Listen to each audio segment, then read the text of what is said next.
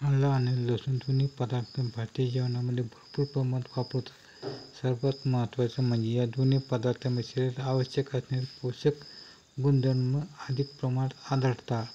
या दोन्ही पदार्थांमध्ये अँटी इन्फ्लेमेटरी तत्व असतात. यामुळे हृदयरोगी व्यक्तींनाही फायदा होतो. याशिवाय आलं लसूणमध्ये अँटी कॅन्सर गुण असतात. प्रतिकारशक्ती वाढवण्याची योग्य क्षमता यामध्ये असते. हीच पेस्ट अनेकजण घरात तयार न करता बाहेरून तयार स्वरूपाची पेस्ट वापरत असाल तर हा व्हिडिओ पाहून तुमच्याही पायाखाली जमीन सरकेल. लसणाची पेस्ट म्हणजे प्रत्येक पदार्थाची चव वाढवण्याचा आवश्यक आणि महत्त्वाचा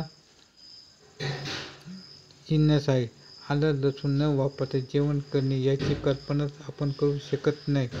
झणझणीत रस्सेदार ग्रेव्ही करायचे म्हटलं की त्यात आलं लसूण पाहिजेच.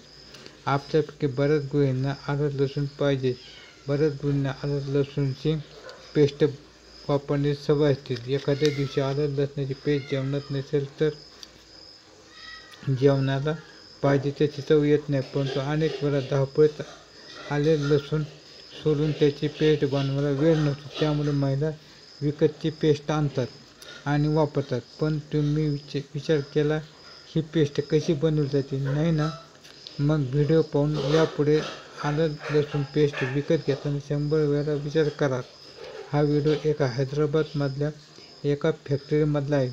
या व्हिडिओमध्ये तुम्ही पाहू शकता एक तरुण फॅक्टरीमध्ये आलं आणि लसणाच्या पाकळ्यांवर अक्षरशः उभा राहून त्यावर नाचत आहे.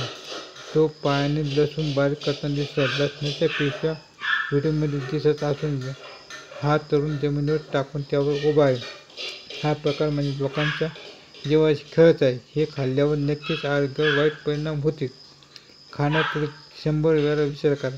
बाजारामध्ये आधीच मोठ्या प्रमाणात आपला फसवणूक होत आहे.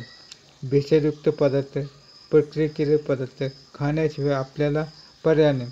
कारण आता सर्वच पदार्थ भेसळ केले आहेत. त्यामुळे हल्ली आजारी पडण्याचे प्रमाण वाढलं आहे. तरी आपण बाजारातून कोणतेही विकतचे पदार्थ घेताना विचार करा आणि ते वापरा. आपली आणि आपल्या घरादाराची काळजी घ्या.